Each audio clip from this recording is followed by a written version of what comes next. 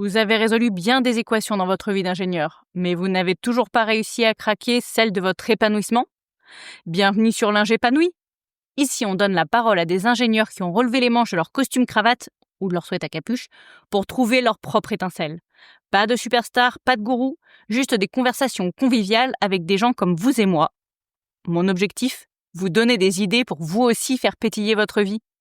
Aujourd'hui, vous allez découvrir la vie de Simon. Et avec Simon, pour changer, nous avons parlé boulot. Et oui, il fait partie des personnes qui ont un boulot passion. Il s'est rapidement orienté vers l'entrepreneuriat, un peu parce qu'une opportunité s'est proposée, et pas forcément parce qu'il avait ça en tête depuis toujours, et il s'y est vraiment épanoui. Sur des métiers tech au début, mais finalement, il s'est retrouvé CEO d'une start-up tech, et il a adoré ça. Il nous explique en détail les sujets qui l'intéressent. Aujourd'hui, il travaille principalement dans la banque, encore une fois, par hasard et pas par volonté. Et comme c'est un éternel curieux, il va vous donner ses solutions pour progresser, étendre son réseau et va nous donner ses meilleurs conseils pour mélanger sa vie pro et sa vie perso. Oui, vous avez bien entendu. Dans cet épisode, nous parlons donc entrepreneuriat, mais aussi banque et plus largement fintech. Nous parlons aussi d'équilibre vie pro, vie perso quand il est simple à trouver, en tout cas selon lui. Et nous allons aussi apprendre à bien s'entourer. Bienvenue sur l'Ingépanoui. Barbara pour vous servir.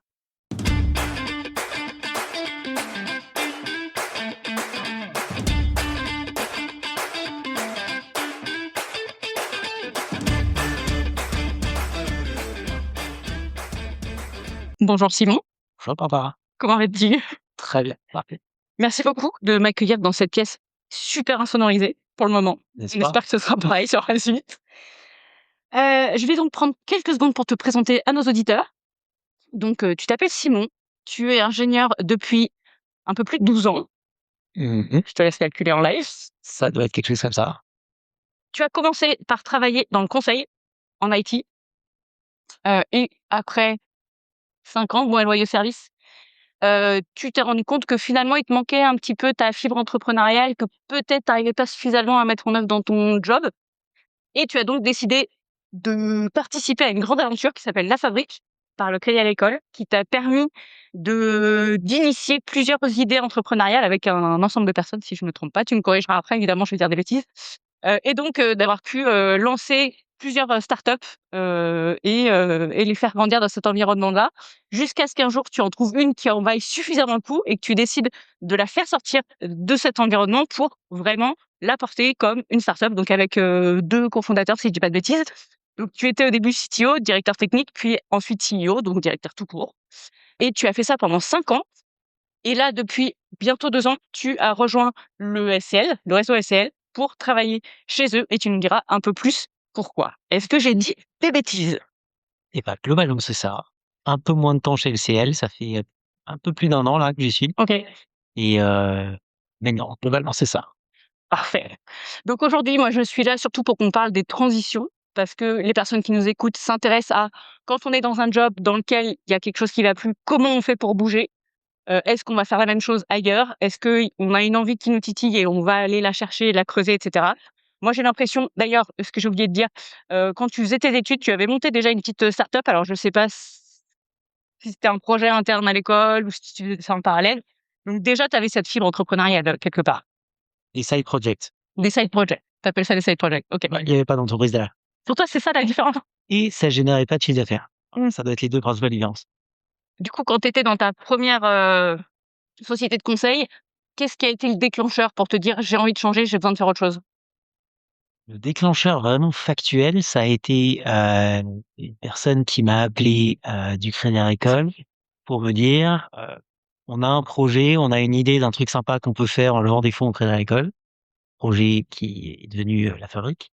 Est-ce que ça t'intéresse de rejoindre? Et et en fait, certes, j'avais, toujours eu des, side projects, comme on disait, des petits projets, à côté. Le fait de me lancer dans l'entrepreneuriat, d'aller créer des boîtes, non, ça pour le coup, au début de ma carrière, ça a jamais été vraiment, c'est pas j'étais contre, c'est juste quelque chose que j'envisageais pas, vraiment. Et c'est ça qui m'a donné, matière à réfléchir, à me dire: «Ouais, en fait, peut-être que plutôt que de rester salarié dans une boîte de conseil, il y a peut-être des choses à faire, intéressantes». Du coup, je lui ai dit non. Ça a été ma première réponse, c'était fin 2017. Et en même temps, la demande était pas très sexy. Fin 2017, c'est bah écoute, c'est ce que lui me disait à ce moment-là. C'est moi sur un canapé, sans argent, sans avoir levé de fonds, qui a une vague idée. Est-ce que ça te tente de kiffer ta carrière dans le conseil de l'argent? Et puis après, quand il s'avère que ce projet-là avait 20 millions auprès du Crédit Agricole, ça a commencé à ressembler à quelque chose et ça donnait un peu plus envie d'y aller. Et c'est comme ça, en fait, effectivement, que j'ai basculé vers ce qui a commencé à ressembler à de l'entrepreneuriat et qui est devenu complètement de l'entrepreneuriat derrière. Cette personne, qui t'a appelé, tu la connaissais, parce que tu avais bossé avec elle avant? Je la connaissais déjà, ouais, ouais, c'était dans le réseau familial, globalement. D'accord, OK. Ouais. Ouais, donc OK, ça avait rien à voir avec ton job précédent. D'accord. Donc en fait, les gens savaient ce que tu faisais, dans une boîte tech, reconnue et donc ils se sont dit: «Tiens, pourquoi pas, ça pourrait l'intéresser, de bosser avec moi sur ce sujet». Globalement. Super fier. Comme quoi, c'est toujours bien de se rappeler que la famille est le premier de nos réseaux. Alors la famille est le 1er de nos réseaux et puis on pourra en reparler, mais globalement, je crois que le dernier entretien d'embauche que j'ai passé, c'était quand j'étais encore à l'école, étudiant. Donc toute la carrière que j'ai jusqu'à maintenant, c'est que le réseau. Ouais. Donc on pourra en reparler sur l'importance d'avoir un bon réseau. Je sais pas, pour toi, qu'est-ce qui a été la décision la plus impactante dans ta vie professionnelle? La décision la plus impactante, c'est pas forcément la plus difficile, que j'ai eu à prendre, mais la plus impactante, ça a été justement exactement ce moment-là, de passer de je m'étais lancé dans une carrière de salarié dans une boîte de conseil où, faut se le dire, ça fonctionnait bien et je me voyais bien continuer, à décider en fait de lâcher ça et de faire quelque chose pour lesquels je m'étais jamais vraiment projeté, de l'entrepreneuriat, dans une boîte qui n'existait pas encore, un projet qui était encore complètement à définir. Ça a pas été tant une décision difficile parce que, surtout à partir du moment où j'ai compris que ça allait être quand même assez, pas si risqué parce qu'il y avait déjà de l'argent qui avait été levé. Ça a pas été si difficile à faire, mais clairement, c'était un changement qui était complètement structurant et puis ça m'a orienté dans une partie complètement différente de ma carrière et tout ce que je fais actuellement.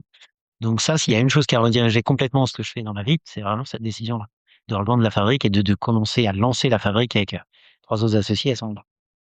Aujourd'hui, donc tu es marié, tu as des enfants qui te prennent pas mal de temps et d'énergie, je pense. Comment est-ce que tu fais pour, marier ça avec tes activités professionnelles actuelles? J'ai effectivement, 2 enfants, Hector et Éponine. Éponine, ma grande, qui a 3 ans et demi, et mon petit qui a 19 mois. Ça prend du temps, comme n'importe quel parent, le dira, d'autant que j'ai vraiment envie, comment dire? De passer le plus de temps possible avec eux et de participer, complètement à leur évolution, à leur éducation, à tout ce qui fait d'avoir des enfants. Comment marier ça avec une activité pro? Je sais pas si j'ai une super réponse. En fait, j'ai l'impression que ça se fait assez naturellement, que les priorités viennent assez naturellement. Partant du principe que je me suis dit: «Ma priorité, c'est quand même d'être présent avec mes enfants et néanmoins, je vais rien lâcher du point de vue activité pro. Je veux continuer à mener tous les projets que j'ai envie de mener et les faire avancer à la vitesse que j'ai envie d'avoir». En fait, l'allocation du temps se fait un peu naturellement et tout le reste qui n'est pas dans ces 2 sujets, c'est-à-dire, la famille et l'activité pro, du coup, passe au second plan. Donc oui, j'ai lâché un certain nombre, j'ai eu side project, dont je parlais, pas tout et un certain nombre. J'ai lâché sur tout un tas d'autres choses que je faisais avant, mais en fait, quand tes priorités sont assez claires, le temps s'agence, et finalement tu arrives à ajuster, pardon, ton temps assez naturellement. Puis ça te fait devenir, je trouve que ça te fait devenir meilleur aux 2 d'ailleurs, à tout ce que tu fais. Parce que tout d'un coup, tu as certaines facilités que tu as quand tu es tout seul ou globalement quand tu as beaucoup de temps, tu as pas d'enfants, que tu n'as plus là. Quand j'étais dans le conseil ou même quand j'ai commencé la fabrique, c'est assez facile quand à un moment donné tu vas absolument, finir un sujet, qui était à la bourre, soit parce que, tu as demandé de sortir quelque chose ou juste parce que tu t'es mis la pression, tu dis: «Ça, je vais absolument le faire». Bah, tu vas y passer 2 nuits blanches, tu vas faire le truc à fond la caisse et tu vas réussir à le sortir. Ça, c'est une option qui globalement existe quasiment plus quand tu as des enfants. Tu fais une nuit blanche et puis après tu comprends ta douleur et tu le refais plus. Et puis de toute façon, il y a des impératifs du type, faut que j'aille les chercher à la crèche, faut que je les dépose à l'école. Donc à un moment donné, tu as plus complètement 100 la maîtrise de ton temps. Et en fait, c'est assez positif. Du coup, tu réagences ton organisation, tu réagences la façon dont tu travailles, tu gères beaucoup mieux tes priorités, tu délègues plus et à la fin, c'est assez positif sur, ta capacité à délivrer, sur l'organisation et je fais pas beaucoup moins de choses, enfin même je dirais même que je fais plus de choses depuis que j'ai des enfants. Quelles sont les émotions que tu ressens le plus aujourd'hui? Là, c'est quasiment ce faux, hein, c'est: «Est-ce qu'on pourrait pas faire plus?» est-ce qu'on pourrait pas, être sur des projets plus gros, délivrer plus, avoir plus d'impact? Je trouve que, à la fin et c'est peut-être effectivement le lot de tous les entrepreneurs, mais on fait, dans les différents projets que j'ai eu l'occasion de faire, que ça soit Blanc, que ça soit, ce que je fais ici, chez LCL, ce qu'on a pu faire à la fabrique, à chaque fois, c'était: «Est-ce qu'on peut aller plus loin? Est-ce que je peux délivrer des choses plus larges?» Comment on a plus d'impact? Si à la fin la variable, enfin le facteur limitant, c'est ton temps et la capacité à faire avec toute l'équipe qu'on a et donc je pense que l'émotion, ça a toujours été ça, c'est: «Ah mince, j'aurais bien aimé en fait livrer beaucoup plus que ça, j'aurais bien aimé qu'on aille encore plus loin sur ce sujet-là» et donc c'est pas une frustration, mais c'est toujours la nécessité de faire des choix, de ça, OK, il va falloir lâcher, on pourra pas aller aussi loin que ce que j'aurais voulu, on pourra pas livrer autant et c'est pas grave, il faut faire des choix à un moment donné. C'est peut-être ça le sentiment qui suit un peu tout le temps, il faut apprendre à vivre avec ça, parce que sinon on est frustré tout le temps et justement trouver des moyens d'aller délivrer encore plus et je fais un petit aparté, mais on pourra y revenir. Je trouve que on vit depuis, je sais pas, 2 ans et presque quasiment depuis 1 an, là, en 2025, dans une période incroyable là-dessus. Avec tous les outils qu'on a, en termes d'IA, on peut livrer 3 fois plus que ce qu'on pouvait livrer il y a ne serait-ce qu'1 an, avec, la même équipe et le même temps et donc ça, pour quelqu'un qui a effectivement ce FOMO de: «Je voudrais faire des choses, faire encore plus de choses», c'est des outils qui sont absolument incroyables, quoi. Est-ce que tu ressentais aussi ce FOMO déjà quand tu travaillais dans le conseil? Peut-être un peu moins. Le truc qui a complètement changé pour moi et que j'ai adoré, ce qui m'a fait ne jamais regretter de m'être lancé dans la fabrique et dans toute la suite, c'est, c'est cette découverte de, en fait, ça tient qu'à toi de lancer tous les projets au sens très large, des projets pro, des projets perso, des boîtes, des features au sein de la boîte, du produit que tu développes et cetera. Tout ça, j'appelle ça projet. Ça tient qu'à toi d'aller lancer tout ça, d'aller intéresser des nouveaux clients, d'aller lancer un nouveau projet qui va révolutionner un secteur ou un autre. Il y a que toi qui peux lancer ça. Tu as toutes les capacités, tu peux tout faire, toi-même avec une équipe et donc cette liberté de, en fait, j'ai pas, juste un job dans lequel on m'a donné une mission et j'essaie de la faire bien pour, avoir une augmentation à la fin. Je vais pas dire, j'étais 100 dans ce mindset-là, quand j'étais là dans le conseil, mais quand même vraiment, cette découverte de ça tient qu'à moi d'aller, délivrer une tonne de choses. J'ai vraiment eu à partir du moment où je me suis lancé plus dans l'entrepreneuriat et ouais, ça a été le vrai changement entre les 2.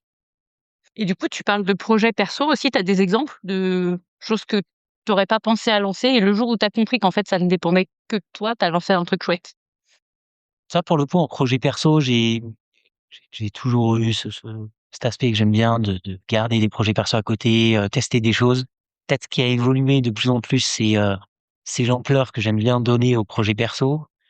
Il y en a un sur lequel je passe un peu de temps, notamment en ce moment et puis un peu de façon un peu récurrente depuis, 10 ans. C'est un petit jeu d'énigmes qui est plus si petit d'ailleurs, que qu'on organise tous les ans, avec quelques personnes avec qui on organise ça. Ça s'appelle le Rallye d'hiver parisien, qui est un gros jeu d'énigmes qui, dure sur les 3 mois d'hiver. J'en parle juste parce que c'est intéressant. On est parti de, finalement un petit jeu qui se faisait, entre aficionados, peut-être, une centaine de personnes, maximum, qui existe depuis très longtemps et puis on lui a donné de l'ampleur, on l'a, déjà, bien informatisé, on lui a donné beaucoup d'ampleur en termes du nombre de participants, en termes de, qualité de ce qu'on faisait. Maintenant ça rassemble, j'ai pas fait le décompte régulièrement, récemment, mais plusieurs milliers de personnes. On essaie à chaque fois de lui donner une ampleur encore plus grosse. C'est juste une illustration de plus en plus sur mes projets perso, j'aime bien en fait qu'ils aient une certaine ampleur, que finalement qu'ils passent du temps et comme je disais avant, le facteur limitant, c'est le temps. Donc autant faire des choses, même si ça rapporte pas d'argent, même si c'est pas une boîte, dans la définition que j'avais tout à l'heure, bah, autant que ça soit quelque chose qui ait de l'impact et qui ait une ampleur. Est-ce que tu penses que ta vision de l'épanouissement a changé? Elle a forcément changé parce que déjà mes aspirations ont changé, ce que j'aime faire, ce que j'ai envie de faire dans ma vie a changé. Le fait d'avoir, une famille, des enfants, change aussi les choses. Je me serais pas du tout projeté, je pense, à 20 ans, à 25 ans en me disant: «Mon épanouissement, c'est de passer du temps avec mes enfants», alors que maintenant évidemment que c'est le cas. Donc oui, ça a changé. Après je pense que la chose, je sais pas si je me le formalisais autant, à l'époque, mais la chose qui je pense a pas changé, c'est au cœur de mon épanouissement personnel, c'est vraiment, c'est tout pour dire, mais shipper des choses, Shipper, lancer, délivrer des trucs. délivrer, j'aime même pas un mot, je crois. En tout cas pas dans ce sens-là. Délivrer. Oh, pardon. Exactement, voilà. Libérer des choses, délivrer des choses, sortir en fait des projets dont je parlais, avant, que ça soit, un nouveau side project, que ce soit forme d'un site web, une petite appli, organiser un événement, c'est-à-dire de vraiment fabriquer, sortir des choses, les mettre à disposition de des gens qui vont y participer, soit qui vont payer pour ou qui vont pas payer pour, mais vraiment fabriquer des choses et faire sortir de terre, ça m'a toujours passionné. Que ce soit en side project ou dans ma vie pro. Et je pense que ça fait vraiment partie de mon épanouissement et ça n'a pas changé depuis le début. Du coup, d'un point de vue professionnel, donc là, récemment, tu as plutôt bossé dans le monde de la banque. Est-ce que c'est un domaine qui t'intéresse plus que ça? Ou est-ce que c'était l'occasion et du coup, tu es resté dedans? Est-ce que tu envisages de potentiellement changer demain ou il y a des choses qui te plaisent fondamentalement dans la banque que tu retrouverais pas ailleurs? Alors déjà, je suis tombé complètement par hasard dans la à aucun moment je me suis dit: «Allez, si je me lançais là-dedans, ça a l'air sympa». J'avais un peu touché au monde bancaire quand j'étais dans le conseil, simplement parce que c'était par exemple, le Crédit Agricole et la BNP étaient dans nos clients. Hem, Quand on a lancé, La Fabrique, le principe de La Fabrique, c'était c'est toujours d'être un start-up studio, donc un environnement de création d'entreprise fintech. La majorité des boîtes sur lesquelles on a travaillé, on a lancé sont des fintech. Donc là, effectivement, ça m'a fait toucher quand même au monde bancaire, mais surtout le monde bancaire, paiement. Ce qui est en fait est une partie un peu spécifique du monde bancaire, les paiements. Et puis, de fil en aiguille, à force de travailler sur des sujets comme ça, qui sont quand même assez intéressants, notamment du point de vue tech, bah, je me suis retrouvé à faire vraiment beaucoup de projets qui étaient dans la fintech, qui étaient dans la banque. J'ai fini par monter une banque, moi-même, Blank, et puis j'ai fini par rejoindre une grosse banque française, LCL. À aucun moment ça a été vraiment, je veux absolument, être dans la banque et je veux continuer là-dedans. C'est juste qu'il y avait plein de projets très intéressants à lancer dans cet environnement-là, donc pourquoi s'en priver? Je continue. Et puis en fait, quand même maintenant, ça fait quelques années que je peux dire, le monde pas bancaire, le monde des paiements, ce qui est encore une fois est quelque chose d'un peu spécifique, c'est-à-dire comment, pour faire simple, on passe de l'argent d'un point, on permet aux clients de passer de l'argent d'un point A à un point B. C'est un monde qui est absolument passionnant sur plusieurs aspects. C'est passionnant pour des ingénieurs parce que c'est un vrai gros monde d'ingénierie. Il y a peu d'industries qui ont un impact mondial, qui interconnectent, les, 7 milliards de personnes sur terre, qui interconnectent toutes les institutions, des pros, des particuliers, et cetera, qui doivent fonctionner 24 heures sur 24 tout le temps, donc ont un tel niveau d'ingénierie et puis qui sont, bouleversement complets tout le temps. On peut citer aussi les transports ou l'énergie qui interconnectent tout le monde et qui sont aussi essentiels. Mais je connais moins ces secteurs-là. Je pense que le bouleversement, il est moins rapide que, dans les paiements. En fait, il y a des changements dans le monde entier constamment, tout le temps, tous les mois. Et donc en fait, je suis un peu tombé dedans, à un moment donné, dans ma carrière et ça va très bien d'y rester parce que c'est absolument passionnant. Tu parles de changements sur les paiements. C'est des changements de normes, des changements d'implémentation ou c'est des trucs plus fondamentaux? Tout ça. C'est des changements de normes, effectivement, de régulation. C'est un secteur qui est très régulé, qui continue à l'être et donc on avait «subi» entre guillemets, depuis le régulateur, des changements. C'est des changements, dans les habitudes, des clients. Enfin des clients, mais des utilisateurs au sens large, des moyens de paiement. La carte, l'utilisation de la carte a été un changement il y a, je sais pas, 50 ans, quelque chose comme ça. Le développement de tout ce qui est, SEPA, les virements, les prélèvements, elles sont des choses qui avancent aussi, beaucoup. Récemment, on a vu en Europe, l'arrivée de Wero, qui commence à changer pas mal les habitudes pour, plein de très, très bonnes raisons. Si tu regardes, en Inde, il y a des changements sur les paiements qui sont massifs et qui changent complètement la façon dont la société, fonctionne. Tu as la même chose en Chine, tu as la même chose aux États-Unis, moins rapide. Heu, Tu as des changements donc dans les habitudes des clients très régulièrement. Puis tu as les changements de technologie aussi. Bon évidemment, je suis obligé de parler de tout ce qui est crypto, qui change beaucoup les habitudes dans les paiements, même s'il y a des choses à dire, là-dessus. Même sans parler des cryptos, juste les technologies qu'on a à disposition maintenant, que ça soit, cloud, ou juste simplement de l'amélioration des performances, dans les technologies qu'on a, change aussi beaucoup les paiements. Donc tu as beaucoup d'aspects extérieurs, que ce soit technologiques, réglementaires, habitudes des utilisateurs, qui viennent constamment, tous les jours, tous les mois, tous les ans, changer, la façon dont on fait des paiements, dont on déplace de l'argent d'un point A à un point B. Et donc ça en fait un secteur qui est sans fond quoi, dans lequel on peut, déjà créer énormément de valeur, énormément d'entreprises et puis nickel, en tant qu'ingénieur, on va s'éclater. Tu parlais de changement de mode de fonctionnement en Inde. Tu as un exemple, particulier en tête? Ouais, en Inde, il y a, un nouveau type de paiement, qui s'appelle, je vais pas dire de bêtises, UPI, UDI, PI, je crois, qui est en fait un mode de paiement plutôt qui pourrait ressembler à une sorte de Wero tel qu'on est en train de développer en Europe. Wero, c'est que tu fais un virement vers une adresse mail. C'est exactement ça. En gros, c'est plutôt que d'utiliser la carte, plutôt que, de payer un commerçant ou même si je voulais te filer, 10 €, plutôt que d'utiliser ma carte, qui est en plus pas très pratique, pas très utilisable, si juste moi je veux te donner, 10 € de particulier à particulier, tu fais un virement. Sauf qu'un virement, les virements qu'on connaît en Europe, c'est, je dois avoir ton IBAN, je dois l'enregistrer dans ma banque, je dois ensuite te faire un virement. Il va peut-être mettre 2 jours à t'arriver. Alors ça, c'est plutôt derrière nous et hem et on est à plusieurs endroits dans le monde, c'est le cas en Europe et l'Inde a pris beaucoup de vitesse, là-dessus, plutôt en train de passer dans un mode où, on n'utilise pas du tout la carte, on utilise justement ces systèmes de virement, mais de façon complètement instantanée et avec une très bonne fluidité d'utilisation, pour les utilisateurs. En train de passer justement sur ces virements de compte à compte plutôt que d'utiliser des cartes ou des choses comme ça. Et donc si vous allez en Inde, vous pouvez payer n'importe quoi, il y a des QR codes chez, tous les commerçants un peu partout. Tu scannes ça avec ton application sur l'application de ta banque ou l'application justement de ce standard-là et ça te permet, de virer 10 € facilement aux commerçants, à la personne en face. Ça s'est répandu partout, beaucoup poussé par le gouvernement. Puis ça répond aussi, c'est les enjeux qui sont intéressants. Ça permet de répondre à des enjeux de souveraineté, qui sont vachement intéressants dans le paiement parce que, faut se le dire, on utilise massivement la carte en France et en Europe. Les réseaux cartes qu'on utilise, c'est Visa et Mastercard, qui sont 2 boîtes américaines. Donc il y a quand même des enjeux de, comment on fait pour avoir des systèmes de paiement qui sont un minimum dont on a un minimum de contrôle, qui sont européens. Et il y en a plein de bonnes solutions là-dessus mais maintenant faut les déployer. Il y a plus qu'à. Bah, on compte sur toi, c'est ça? Voilà. Est-ce que c'est le moment où je te laisse parler de ce que tu trafiques en ce moment, au SCL? Avec plaisir. Donc LCL, j'ai rejoint LCL il y a un peu plus d'1 an, là, en octobre, 2024.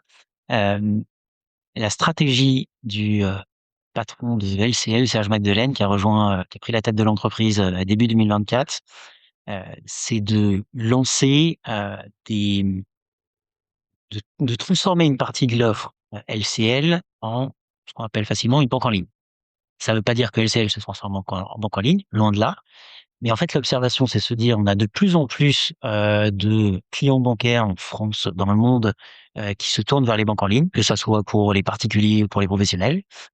Les Boursorama, les Revolut, les sur le monde des pros, les Conto, les Shine et cetera. On voit qu'il y a une attente, on voit qu'il y a un besoin, on a besoin d'avoir ce qu'apportent les banques en ligne en termes de facilité, de fluidité, de coût aussi, c'est un aspect important. Ça coûte moins cher, en moyenne et néanmoins, on a encore, ça dépend, comment on mesure, ça dépend sur les parts ou sur les pros, mais la très grande majorité, des clients en France qui restent dans les banques, on va dire traditionnelles parce que, c'est encore celles qui fournissent les emprunts, c'est encore celles qui sont là sur des produits un peu compliqués, qui sont là en cas de coup dur, de besoin. À un moment donné, l'avis de la majorité, encore des Français, c'est: «J'ai besoin, même si c'est pas pour mon quotidien, d'avoir une grande banque, française, une grande banque de réseau, à côté de moi». Et donc la stratégie chez LCL, c'est de se dire: «Pourquoi on demanderait à nos clients de choisir entre l'un ou l'autre et d'aller soit dans une banque en ligne, soit dans une banque de réseau et potentiellement d'avoir les 2 comptes avec toute la complexité que ça entraîne d'avoir les 2 comptes?» Fournissons les 2 aux clients, puis comme ça, il sera capable de passer de l'un à l'autre, mais tout en restant chez LCL. Donc la banque de réseau chez LCL, ça on l'a. La grande banque qui sait accompagner les clients avec toute l'expertise, tous les produits complexes qu'on peut imaginer, les crédits, ça on l'a déjà. Par contre, la banque en ligne, on l'avait pas et donc c'est exactement ce que, on est en train de créer, on a créé plutôt puisque, au moment où je pense, on nous écoutera, tout ça sera déjà lancé. Ce qu'on a créé, sur les professionnels me concernant, une banque en ligne pour les professionnels avec tout ce qu'on attend d'une banque en ligne, c'est-à-dire, extrêmement, rapide, extrêmement fluide. Tout peut être fait en autonomie, depuis son app mobile, sans avoir à passer en agence, sans avoir à parler à un conseiller ou qui que ce soit, avec un coût qui est assez bas et toute l'agilité qu'on attend de ce type d'établissement, c'est-à-dire suivre les évolutions, les attentes des clients, toutes les évolutions sur les paiements dont on parlait, régulièrement. Donc c'est ça que je lance, chez, LCL, c'est cette banque en ligne pour les professionnels. Et qu'est-ce que tu vas faire une fois qu'elle sera lancée, cette super banque? Déjà la développer, C'est un projet, en fait, toute la partie du projet, qu'on a fait en 2025, parce que je suis arrivé fin 2024, on a essentiellement, travaillé sur, tout ce projet-là en 2025. L'objectif, ça a été de lancer ça.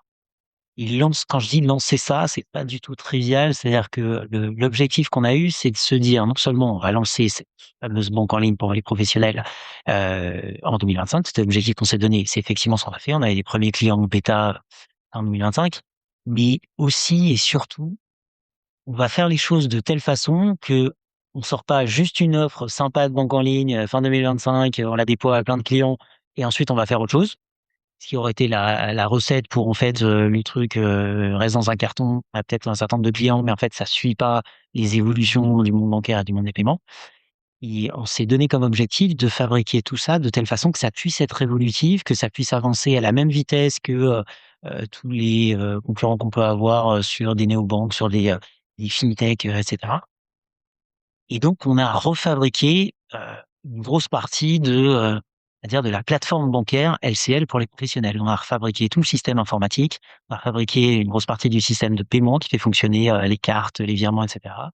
On a refabriqué les systèmes de conformité, les systèmes aussi opérationnels, c'est-à-dire les personnes derrière qui gèrent les clients, qui gèrent les comptes, qui gèrent, les problématiques quand il y en a, qui répondent au téléphone, tout ça. On a refabriqué ces processus-là, on a remonté des équipes. Donc il y a une grosse partie de ce qui fait fonctionner la banque pour les professionnels qu'on a dû refabriquer quasiment from scratch, en 2025.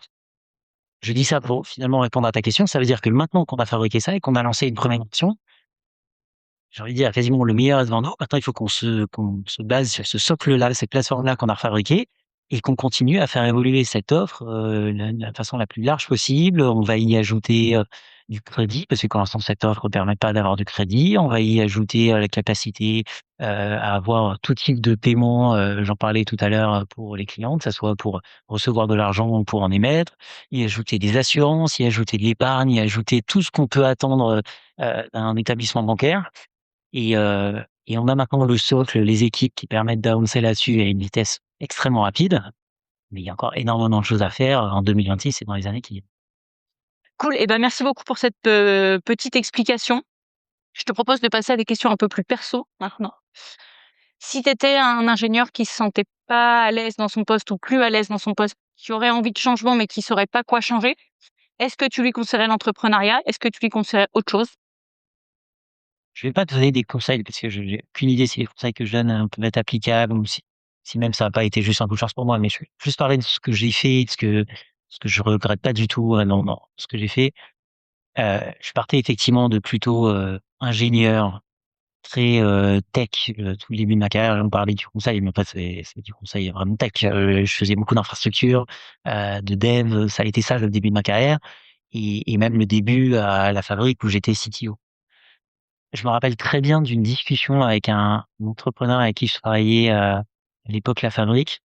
C'était le patron d'une des boîtes avec qui on travaillait, il s'appelle Pascal Jarry, un Canadien et on parlait justement de ce que je pouvais faire derrière et je lui avais dit, je sais plus comment je l'avais formulé, mais je lui avais dit assez clairement: «Je me vois mal faire autre chose que de la tech, c'est ça qui m'intéresse, c'est là où je suis bon, c'est là où je pense que j'apporte de la valeur, je me vois mal faire autre chose que de la tech».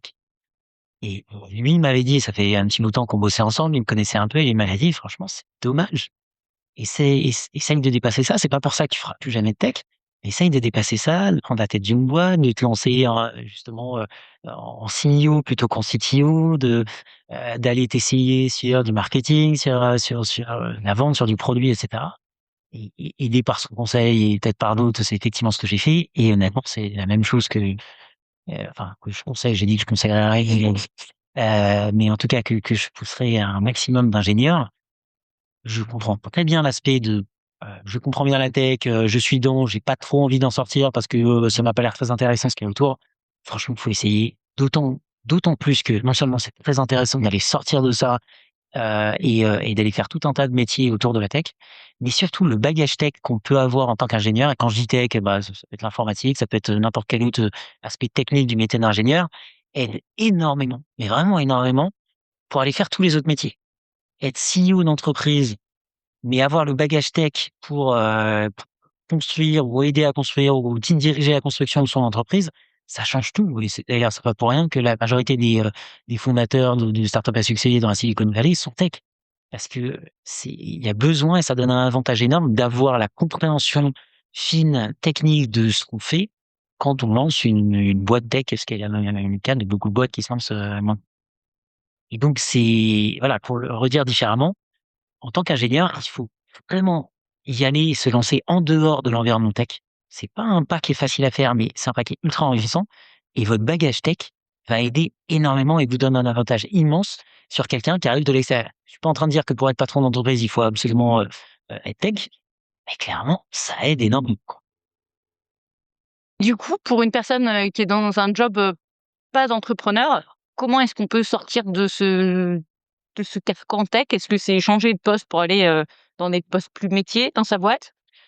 Ah, et c'est là où justement je suis moins à l'aise avec l'aspect, conseil. Moi, l'entrepreneuriat, ça a bien fonctionné pour moi et surtout ça me plaît énormément. Je m'épanouis beaucoup là-dedans.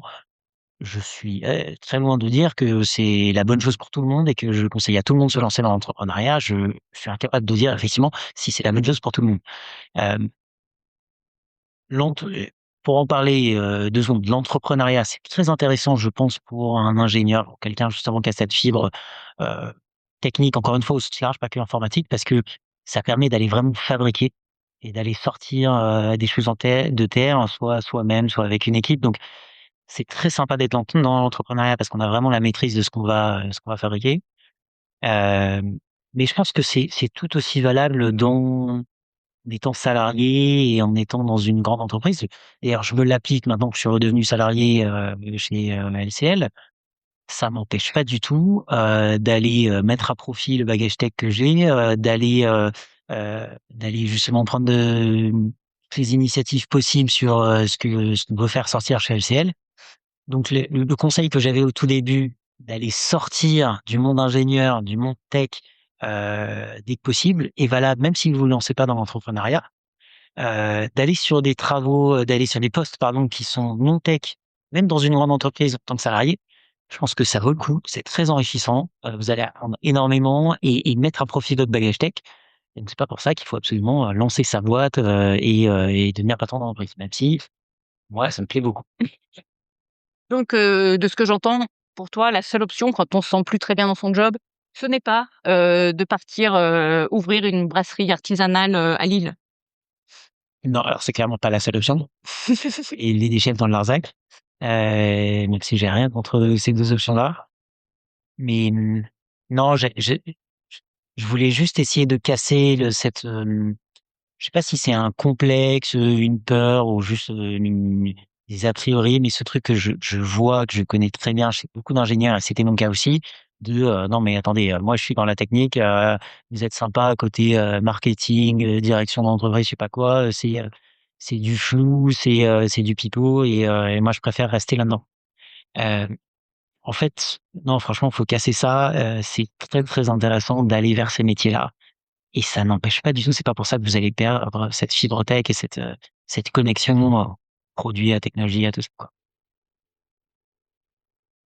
Est-ce que peut-être tu peux revenir, un peu plus en détail sur le passage de entrepreneur à salarié? Donc quand tu as quitté la boîte que tu dirigeais pour rejoindre le LCL?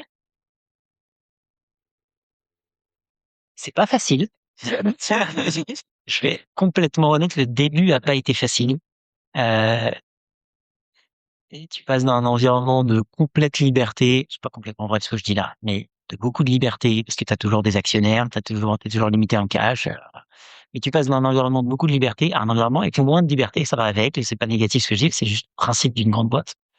Hem, donc je vais mentir à personne, c'est pas facile ce passage-là. De l'autre côté, en tout cas si je raisonne sur mon cas perso, j'étais très convaincu par la raison du changement et je regrette pas du tout.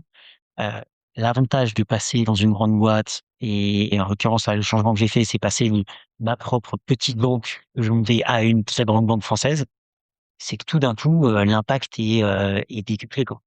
Là, grâce à LCL, on peut toucher, une grosse partie de la population française, on peut toucher une grosse partie des professionnels en France. LCL, c'est une banque qui est massive, du point de vue des professionnels. C'est, si je dis pas de bêtises, une PME sur 3 qui est cliente, chez LCL. Hem et donc ça me permet de faire, certes avec un peu moins de liberté, mais beaucoup plus d'impact, ce que j'aimais faire précédemment chez moi. Donc, passage à salarié, pas simple du point de vue quotidien, mais on s'y habitue bien. Mais par contre, en fait, on s'y retrouve en termes d'impact et puis à la fin, c'est quand même ça que j'aime faire. Ouais, donc en fait, il y a des personnes qui veulent tester l'entrepreneuriat. Ce que tu dis, c'est déjà que c'est possible de redevenir salarié si jamais ça marche pas ou si jamais on en a marre ou si finalement on se dit que c'est pas pour nous. Et 2 que certes, ça change un peu la vie, mais que c'est pas pour autant un échec. En tout cas, de ce que j'entends, tu vis pas ça comme un échec. Pas du tout ça comme un échec et puis, en fait, c'est des expériences, tout ça. Et de toute façon, il y a rien à prouver à personne, sur, est-ce que entrepreneur, c'est mieux que salarié ou ce qui m'intéresse, c'est les expériences, et puis, la capacité, comme on le disait, à développer des projets, avec de l'impact. Si ça peut se faire en salarié ou si ça peut se faire en entrepreneur, c'est juste une fin, un moyen pour une fin. On n'a finalement pas reparlé du réseau, parce que là, c'est pareil, c'est quelqu'un de chez LCL qui t'a appelé pour te proposer quelque chose, non? Ouais. Si tu veux développer des trucs sur le fameux réseau, monsieur qui ne passe plus d'entretien, depuis qu'il est sorti de l'école d'ingé. Je vais relier ça un petit peu à ce que je disais avant sur, tant qu'ingénieur sortait du pur, univers, tech, heu, ça aide aussi, sur le réseau. C'est-à-dire que, quand j'étais patron de Blank, ça me permettait d'aller voir, beaucoup de monde dans, mon actionnariat, c'est-à-dire, majoritairement le groupe Crédit Agricole, dans tout un tas de partenaires avec qui on travaillait, en fait assez largement, chez le régulateur avec qui on devait être, en contact et le fait de sortir de la zone purement tech et d'aller toucher un peu à tout, ça permet de se fabriquer ce réseau et quand on parle de réseau, pour beaucoup, on pense au truc chiant de: «OK, il faut que j'aille faire un peu de serpence, à des événements et cetera». C'est pas ça du tout le réseau. Je déteste aller, dans des événements pour, juste, raconter des trucs ou juste, serrer la main. Heu, mais le fait d'essayer de s'ouvrir complètement, de sortir, comme je le disais, de l'environnement tech, d'aller, toucher à du marketing, toucher à de en l'occurrence, dans mon cas, à la banque, à de la conformité et cetera et d'aller, vraiment s'ouvrir et aller sur beaucoup de sujets, ça veut dire qu'on va travailler avec un réseau beaucoup plus large. Ça veut dire qu'on va avoir l'occasion de parler de ce qu'on fait à un réseau beaucoup plus large et en fait, c'est ça qui fabrique le réseau. C'est de sortir de sa zone de confort, d'aller sur plein de sujets, d'aller toucher à tout et donc de parler à beaucoup de monde et donc d'être identifié et d'avoir un réseau et donc en l'occurrence, ce qui m'a aidé là-dessus, c'est effectivement les gens avec qui j'étais en contact, en l'occurrence là, le passage de Blanc à LCL, Serge Delaine, patron d'LCL, était à mon board, précédemment, chez Blanc et donc il m'a permis de passer, plus facilement chez LCL. Et du coup, pour toi, c'est forcément dans le monde professionnel ou il peut y avoir des trucs un peu typiquement, moi, je participe pas mal, dans mon association d'anciens élèves de l'école, mais potentiellement, on peut aussi se faire du réseau par ailleurs, dans, je sais pas, dans nos activités, complètement, personnelles. C'est quelque chose que tu as expérimenté ou pas? Et si oui, comment tu le ferais? Je pense la enfin en tout cas moi la façon dont j'essaie de construire le réseau, c'est juste d'aller m'impliquer dans un maximum de sujets dans ce que je fais. Donc si je prends un exemple, tout bête, le la conformité, il a fallu que je m'intéresse tôt à ce que c'est que la conformité quand on fait de la banque et du paiement. Les régulations qui sont autour, voilà, par exemple. J'aurais pu me lancer là-dedans en trouvant un expert conformité quelque part, en disant: «S'il te plaît, gère ça», parce que moi je fais de la tech, et donc gère la conformité. Non seulement pour des raisons autres, je pense que c'est pas une bonne façon de se lancer là, sur le sujet, même si à un moment donné, il faut prendre des experts sur le sujet et 2, d'y aller, ça permet de se faire un réseau. Du coup, je suis allé dedans, j'ai commencé à essayer de comprendre ce que c'était. Je suis allé voir, les partenaires à qui on était, les gens avec qui j'étais en contact, par exemple au Crédit Agricole, parce que je connaissais la conformité, à discuter, mais en mode, newbie complet. «Expliquez-moi, ça veut dire quoi la régulation? C'est quoi d'avoir une licence?» Et puis tu poses des questions, tu vas voir d'autres personnes, «Tiens, à votre avis, qui peut me parler de cette régulation-là pour que je comprenne un peu?» Et à force d'aller voir, d'aller poser des questions et puis de commencer à faire des choses intéressantes sur le sujet aussi, bah, en fait, tu construis un réseau, tout simplement. J'ai pas eu besoin d'aller à des conférences de conformité là-dessus et donc d'aller s'intéresser à plein de sujets, d'aller en parler, d'aller chercher de l'information, donc s'impliquer sur différents sujets, bah, ça permet de fabriquer un réseau et donc bah, si tu me poses une question, enfin ou plutôt si tu me demandes, «Est-ce que je peux inviter quelqu'un qui sait me parler de conformité bancaire?» Ah oui, je peux trouver tout un tas de personnes dans mon réseau qui savent parler de ça, juste parce que j'ai eu envie à un moment donné de m'impliquer là-dessus. Évidemment, j'ai pris la conformité, on pourrait parler de plein d'autres choses. Mais c'est juste pour indiquer que c'est quand même une industrie qui est assez loin, un sujet qui est assez loin de mon cœur de métier ingénieur, Et donc, ouais, non, pour moi, la construction du réseau, c'est, faut aller toucher à tout, aller parler à beaucoup de monde pour toucher à tout, pour comprendre. Et en fait, c'est ça qui fait votre réseau. En fait, c'est ta curiosité qui a fait ton réseau. Ouais, c'est exactement ça. C'est la curiosité. Est-ce qu'il y a une dernière question que tu aurais aimé que je te pose? Dans la discussion, là, on parlait de side project et d'environnement pro. Là, pour le coup, quelque chose qui me passionne, que j'essaie de faire un maximum. Et je sais pas si c'est un conseil que je donne ou quoi que ce soit, mais qui je trouve est très épanouissant, c'est de justement faire très peu de différence entre les side projects et la vie pro. Et je trouve que ça c'est vachement intéressant, vachement épanouissant. En fait, de plus en plus, j'ai un, savant mélange entre, des choses que je lance à côté, heu, qui parfois ont vraiment rien à voir avec LCL ou les projets pro que je vais avoir. Parfois sont très connectés, heu et par ailleurs, tout un tas de choses qu'on expérimente chez LCL, de technologies construites et cetera, m'alimentent sur mes projets, heu, sur des side projects, perso que je peux avoir. Je trouve que c'est très intéressant pour, simplement pour l'épanouissement personnel et puis pour la qualité de son produit de pas se poser des silos comme ça entre j'ai ma vie perso, j'ai des side projects et puis à côté j'ai ma vie pro. C'est dommage, on passe à côté de beaucoup de croisements qui sont très, très intéressants. Enfin si on rentre un peu dans le détail, hem, je sais pas si il y a beaucoup de gens qui font ça dans leur side project. J'utilise énormément, Amazon, enfin AWS, tous les outils qui sont dessus. Je me suis créé, un écosystème de, compte AWS, d'infrastructures AWS que j'utilise à moitié pour des projets perso, à moitié pour des choses qui m'aident pour LCL. Il y a des choses que je développe en perso, dont ensuite je réutilise la technologie qui peuvent me permettre de développer des choses intéressantes ou en tout cas de prototyper pour LCL. Les choses s'alimentent l'un l'autre comme ça. Et je trouve que ça rend les choses très, très intéressantes de se dire: «Il y a pas de frontière entre les 2». Là, à un moment donné, sur mon temps perso, je vais expérimenter, tel, nouveau système de paiement parce que comme ça ou telle, technologie ou je vais lancer un petit projet comme ça parce que je pense qu'à un moment donné, ça pourra m'aider en pro et même si ça m'aide pas en pro, peut-être que ce sera le début d'une boîte que je lancerai plus tard, peut-être que et donc de se mettre aucune limite comme ça et de mélanger le pro et le perso, dans le quotidien, je trouve en fait est vachement intéressant et puis ça permet, derrière de pas avoir de frustration de: «Oh bah, je passe, trop de temps au boulot» ou au contraire j'aimerais avoir plus de temps perso parce que les 2 sont complètement mélangés et donc en fait, j'ai juste l'impression d'avancer les projets de ma vie, que ça soit d'ailleurs, chez LCL, dans une boîte, dans un side project et cetera, plutôt que, devoir faire des choix entre ma vie pro et ma vie perso. Hem, Et en termes de temps, comment tu gères? C'est-à-dire, il t'arrive de bosser chez toi le week-end pour, ton employeur et il t'arrive de bosser sur des sujets perso au boulot parce que tu as une opportunité de creuser un truc.